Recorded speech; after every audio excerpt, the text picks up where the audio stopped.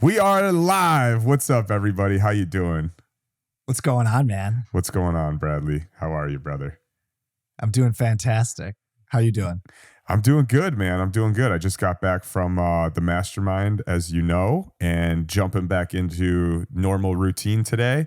Always takes a little bit to get back to it, but I'm feeling real good, man. I always leave these things feeling super energized, inspired, motivated, ready to freaking tackle the world. So how are you doing? You're coming up to, you're in like the third trimester here, 75 hard, aren't you?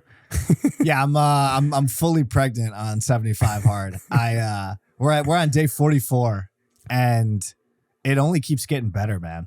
Nice. I could see it in your face, bro. It's awesome. Oh, yeah. Physically, my body has cleared up on a lot of inflammation. And so I feel like I'm like 16 again. Like this is like probably the first time I felt this good in like 20 years. That's amazing. That's amazing. Yeah. Yeah. Good stuff. Well, I think we should this is our first episode of the week. First episode in a little bit. We've taken a little break because I was gone. So maybe we do an accountability check-in. I could talk a little bit about the mastermind. We could just catch up a little bit and kind of shoot the shit today for our episode. I love it. Let's do it. Awesome. All right. Well, I guess let's start real quick with just accountability, checking in real quick and talk about, where we are with our goals. Where are you at? So 75 hard has made it pretty easy to stay on track for working out and diet. And those were two key components of my goals. And so having done 75 hard consistently up through this point, I'm on the 2 workouts a day and my food has been completely clean.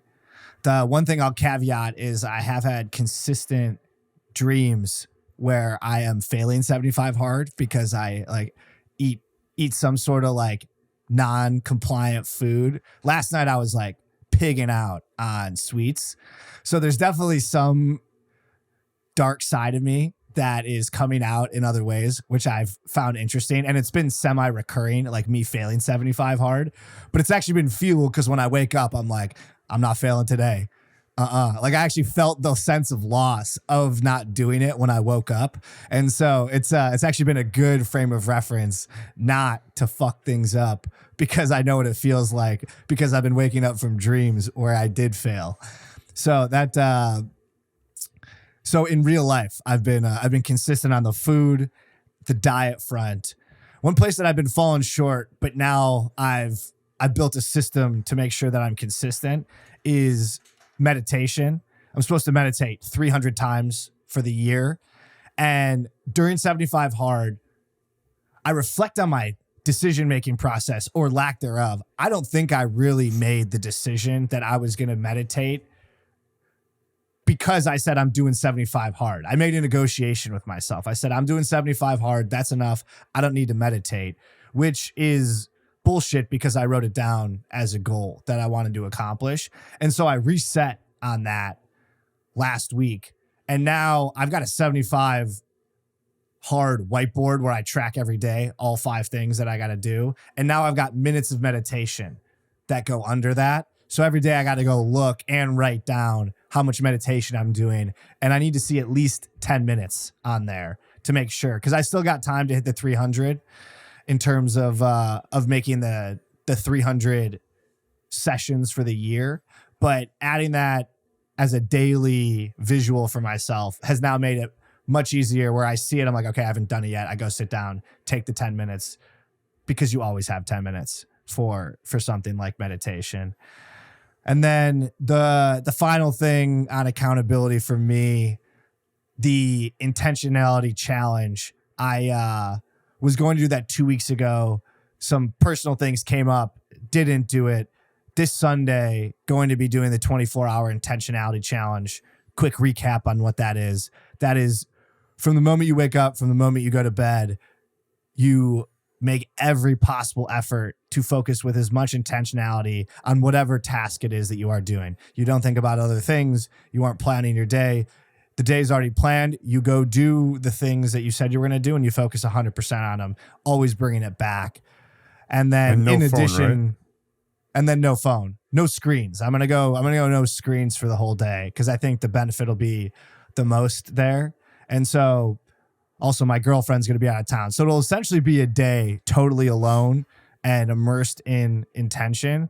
And my expectation is there'll be a huge sense of relief. Like it's just a day for the mind to recover from all of the external bombardment that we're generally conditioned to experience, a lot of which comes from digital and a lot of which comes from just your own mind talking at itself and you leaning into it instead of paying attention to what you're doing. So I have, even though something we talk about is not having expectations, I've certainly set an expectation for this, but I'll appreciate whatever the outcome is. I'm curious to see, because my expectation would be that I would be freaking out, looking for my phone constantly because I'm so addicted to just grabbing the phone. But the next day, I know I'd feel incredibly accomplished.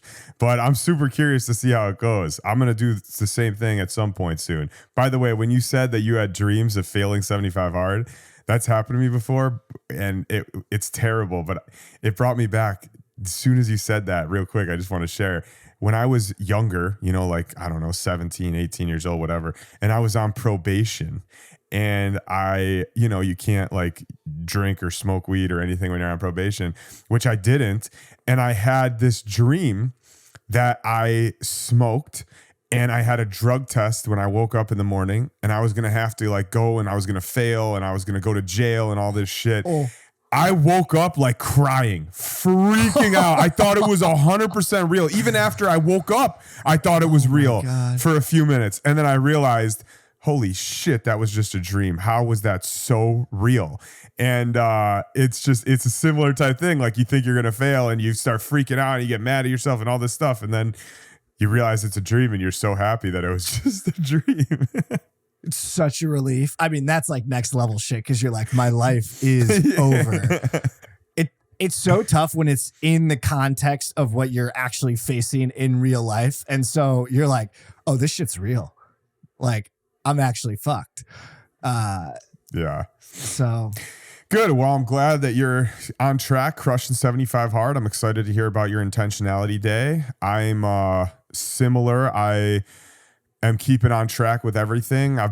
My goal was to, eat clean and not go overboard when I have it defined of what 2 carb meals, like when I'm out. And I probably had a couple more carb meals than that while I was gone. And basically which I felt like shit about while I was there. And I basically just forced myself to run every morning while I was there, just because at least if I was eating a few extra carbs, it's not like I was pigging out on French fries and stuff like that, but even just eating like rice and sushi, all the meals there are served family style. So you don't really have an option of what you're going to eat unless you go beforehand. But, I don't want to turn down all this unbelievable food. So, so long story short, that was my excuse to myself. But, it's not like I ate bad and I just ran it off. I mean, there was one night where I went out till, I don't know, late, 4:00 in the morning. It was a late night, club night with the people. They called it Founders After Hours, and got home, went to sleep probably 4:30, woke up at 8, ran 3 miles immediately, and felt a million times better. Like I woke up feeling horrible. I ran 3 miles and I felt like, ready to crush the day. And it just goes to show that like, you're never going to feel like, we talk about this all the time, but you're never going to feel like doing it. You work to create the feeling. I would have sat on my ass the entire day doing absolutely nothing if I did not wake up and run those 3 miles.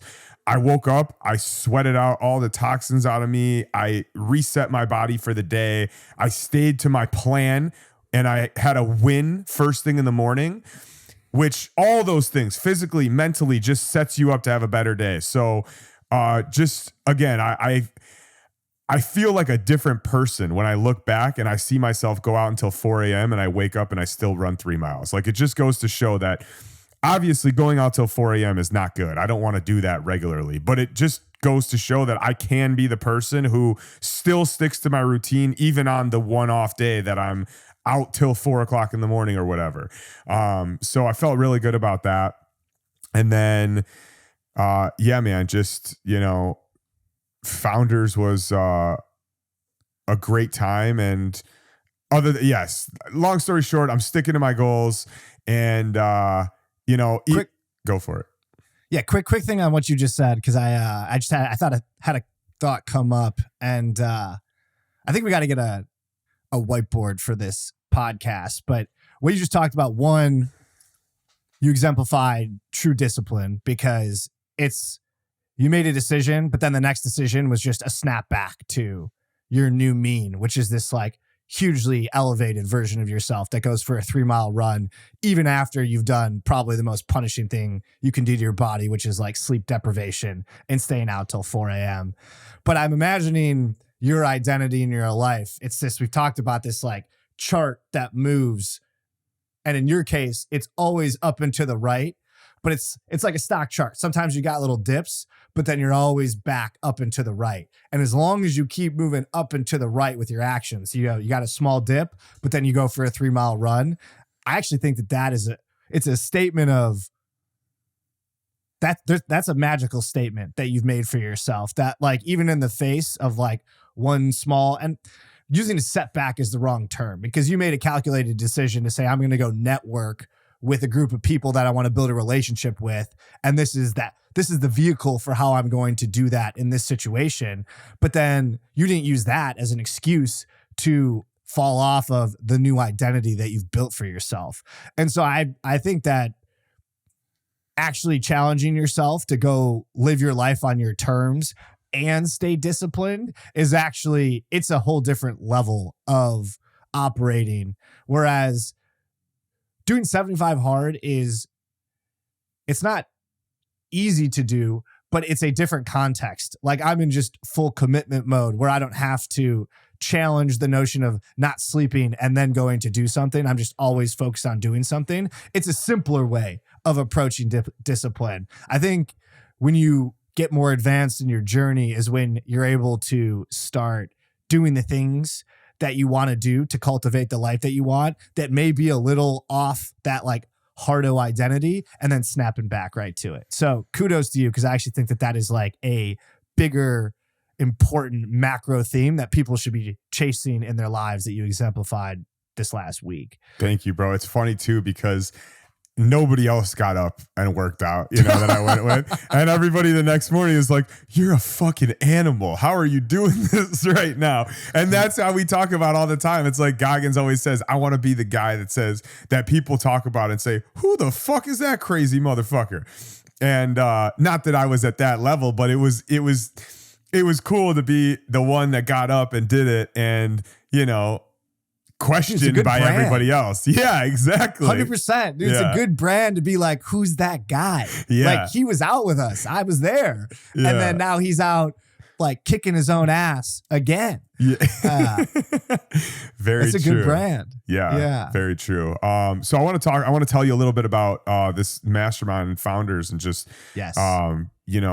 Being out with a group of like-minded people. We talk about this all the time, like, surround yourself with an environment of people who uplift you and inspire you. And that's obviously one of the things we're trying to create here with this Mindset Mogul movement, is building a community of people who have a very similar mindset, who have similar values, who are always there to inspire and uplift each other.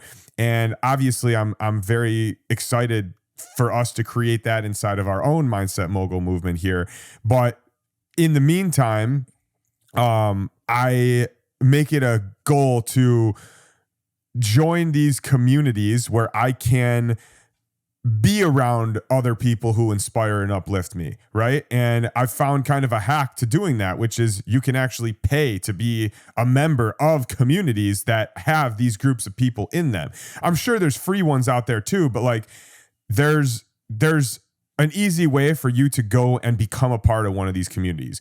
We are going to build one of those communities here. So if you're listening right now, hopefully by the time you're listening, we have that community started and you can join that community. But I love being in a community of people who uplift and inspire you. And that's exactly what this last weekend was. I was surrounded by 80 entrepreneurs who do anywhere from $1 million to $1 billion plus per year in revenue, who have extremely disciplined lives, most of them, not all of them. And, live a very intentional, meaningful life, and have done things at the highest levels, from working out at the highest levels, having the highest level of relationship, having the highest level of business. And it's contagious being in a room of people like that. And the reason, it's funny, I've been part of this group for 2.5 years now, something like that, 3 years. And they asked 5 of us who have been there for a while to go up on stage and give live testimonials, because there's a bunch of new people in the group that they're pitching, like the full annual membership to. And I was super happy to do it because I have gained so much from it. But what's interesting about it is that all 5 of us, without talking to each other, without planning, said the exact same thing. Coming here and learning is great, right? We learn a ton. There's great speakers, people that you know, celebrities. We get so much knowledge. There's great business relationships made. I've made a ton of money from people that we've connected with in the group. We've built our business. We've grown our business a lot from business relationships we've made in the group, and that's amazing. But what is the best part by far is that all of us agree on is that we have made so many friendships outside of business that are with similar, like-minded, similar value people. And it's very powerful to keep those people in your life. So what I got the most out of was just cultivating the friendships that I've already made over the last couple of years in there, meeting new people. And I'm telling you guys, I walked out of there just feeling so energized, so inspired, a whole new set of friends, a whole stronger relationship with the friends that I've already made in there from the previous events. And it's just, you really start to see the momentum of being part of one of these communities every time you go to one of the events, because the relationships start to pay off. The feeling of momentum and energy just builds upon each other. And I just wanted to say that because we talk about this all the time. I sure talk about it all the time. And it's something that we are really striving for here, is to create that sort of community that you can come into and immediately you feel understood. Like, that's probably the biggest thing, is that when we walk into that room, any 80 of us, we could talk to any other 80 of the members and feel understood. They understand what my values are the minute I walk into that room. I have a hard work ethic. I'm mission driven. I'm purposeful, and I have intention in everything I do. And that's every single person in that room. So I just, once again, we're going to build a community like that here. I'm very excited to do that. And I've got a ton of notes that I'm going to share with you, Brad, over the next, on our next call off the pod. But yeah, it was really cool, and just highly encourage everybody to join a community. You've essentially found a hack for building your tribe. It's nice when you can go to essentially one that's, filtered by having to pay to get into it, because you've self-selected for people that are very serious about being a part of a community. Because I think sometimes that's probably the toughest thing, is actually evaluating whether a community has the type of people that you want to spend time with in it ahead of being in the community. And so you've made a financial investment to build that community. It's really a testament to how important you think it is to build community. You're actually like putting your money where your mouth is. We talk about building a tribe. You're like, I'm going to go pay to build the type of tribe that I want to immerse myself in, so that you're living, interacting, and building relationships with the type of people that are aligned with a mindset mogul attitude. And so like that, I think, is quite profound. I also think that you touched on something interesting. We talk about how important it is to build that community, to build relationships with people that are moving in the same direction as you, are in pursuit of the same things that you are. At a certain point, you start getting compounding interest which is where the rubber really meets the road. Your relationships go from superficial to one level deeper, which is just a function of time and interaction. But once that starts to happen, those relationships can start to yield financial benefits. Your subconscious starts to have had enough interactions with those types of people that your mind starts to work differently. And I think you're at that phase now. And so that's cool to watch you make that transition from having found a tribe to now being immersed in that tribe in such a way that it is starting to, you used to have to give to it. Now it's giving to you. Yeah, no, I 100% agree. Yeah. And I used to think that it was, I didn't never understood the value of joining something like this. I always thought, oh, I'm going to pay, 20 grand to go listen to people speak. And, there's no point for me to do that. I could just listen to somebody speak on YouTube for free. Like, what's the point of investing so much money to go and be at one of these events in person? And obviously a couple of years ago, my business partner convinced me of what the reason is. And I'm happy I did it. And the reason is what you just said. It's surrounding yourself with these type of people. It's maintaining these relationships. It's building the compounding interest. And the more you surround yourself with people like this, and the more you align with others that align with your vision, the faster and closer to your vision you are going to become. So, yeah, that's what we're going to try to build here for you. But yeah, I just wanted to talk about it real quick because I had such a good time. Got to meet Gary Vee for the first time, hang out for a little bit, do a Q&A. That was really cool. Got to meet Ryan Stewman, hardcore closer, and he talked to us about building his community, which he's got one of the largest entrepreneur communities that in existence. It's got thousands of paying members that pay a good amount of money too. It's not like, $20 a month. I mean, they pay him thousands of dollars. And it was just really interesting to hear all these different speakers talk about how important community is without even giving their speeches on community. And one last thing that I definitely want to create a whole episode on that I'm going to talk to you about and share all my notes with you is this one of these guys, Will Hughes. I forgot his exact title, but he basically helped build Organifi. He took it from 18 million to 100 million in 18 months. And then he did it with 4 other companies in a row, proving that this framework that he has works because he did it with 4 companies in a row. And just built them to 100 million in 18 months. And the framework behind it is to prime they say that the average entrepreneur has like 2 ideas a year that are like life-changing for their business, right? Just 2 a year. You could have 1 million ideas a year, but 2 that are super good ideas that you're actually going to act on and they may change your business forever. And he basically talks about how to prime your brain to come up with 2 a month instead of 2 a year. And the whole presentation was on subconsciously priming your brain to see opportunity where others don't. And I thought, what an interesting presentation. I've never in my life seen somebody at such a high level speak about this is how I've done it. I've subconsciously primed my brain to see opportunities and have ideas all the time.